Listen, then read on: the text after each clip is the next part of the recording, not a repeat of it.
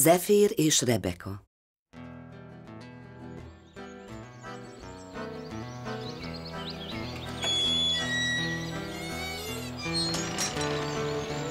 Élt egyszer réges-régen egy dúsgazdag kereskedő.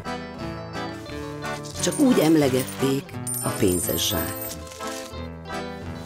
Volt egy csodaszép leánya, Rebeka. Gyönyörű volt, de szíve, mint a jég.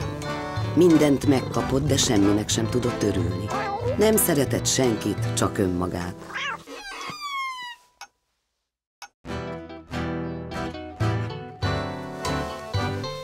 Én vagyok a világon a legszebb és a leggazdagabb, mondogatta.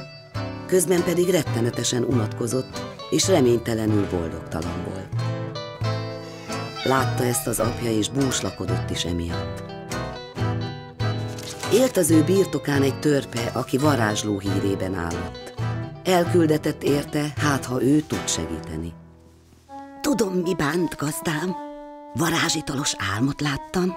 Rebeka csak akkor lesz boldog, ha 3-szor körberepüli a kék madár, aki az égig érő ezüstszikla ormán lakik. Akkor megveszem azt a madarat. Azonnal hozd ide. Téged is jól megfizetlek. Nagy uram, a kék madarat nem lehet megvenni, mert ő senkié, így mindenkié, és csak egy valaki hozhatja el. De őt sem lehet pénzzel megfizetni. Ő a szélkirály és szélkirálynő, Főn és Bóra gyermeke, Zefír királyfi. Kedvese szerelme Harmadcsepp, aki fényesre mosdatja a csillagokat. Akarom azt a madarat, bármibe kerüljön is. Írt hát Zefír királyfinak, amiben a segítségét kérte, és egy fehér garambal el is küldte neki a levelet. Nem sokára egy szárnyas ifjú lebbent be a drága kövekkel övezett ablakon. Zefír vagyok, hivattál, uram, azért jöttem, hogy segítsek.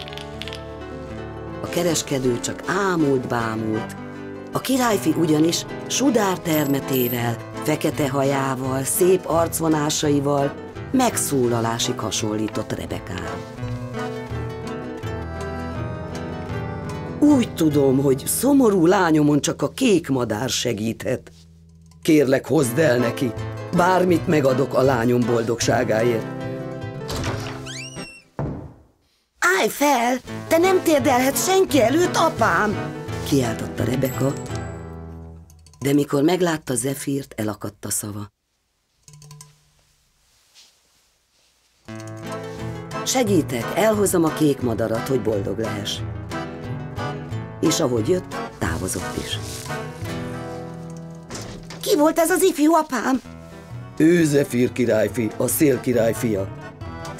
Szeretem, őt akarom, nem a madarat. Megveszem, lányom, mint ahogy mindig mindent megvettem neked. Néhány nap elteltével megjelent Zefír. Imhol, amit kértél. Nem kell már nekem. Akkor én is megyek utamra, nincs itt már keresnivalóm. Apám, ne engedd el, megígérted, fogd meg és tépd ki a szárnyát. Most már itt maradsz nekem örökre, végre boldog vagyok. Csókolta meg apját. Ám boldogsága nem tartott sokáig. Rebeka hiába szólongatta, ölelgette, csókolgatta a királyfit, ő meg sem rezdült. Szeress engem, hát nem vagyok elég szép. Szép vagy, de gonosz és ostoba is, ha azt hiszed, hogy parancsra szeretni foglak. Akkor majd kényszerítelek rá. Éheztette, szomjaztatta, meg is korbácsoltatta, de hiába. Csodabogyóval bájitalt főzetett, amitől majd örökre belészedett Zefír.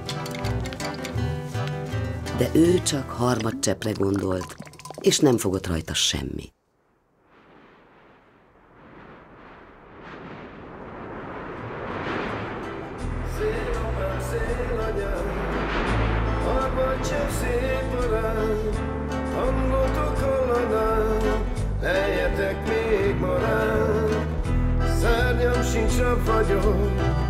Gyötörnek sorvadok, szerelmem vagy erő, Istenem, tartsd meg őt, ő hangját hallanám.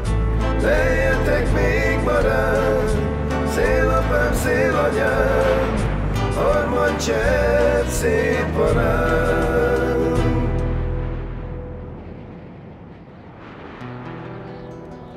Egy széllel bélelt szellőcske messzire elkóborolt otthonról. A kereskedő palotájánál meghallotta Zefír panaszos hangját. Nosza egyszeriben komoly széllé kerekedett, és repült haza, hogy jelentést tegyen. Fünn király a következő pillanatban már ott sűvített a palota körül. Kiszabadította szeretett fiát, és pusztító dühében ízzé porrá zúzott mindent.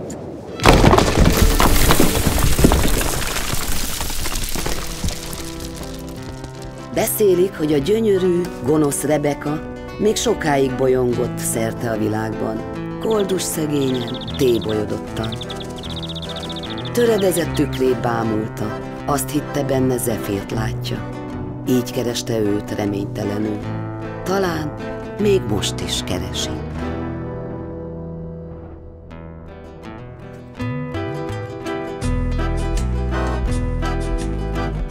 Szárnyam sincs, rab vagyok, gyötörnek sorvadok, szerelmem adj erőt, Istenem, tartsd meg őt, ő hangját hallanám.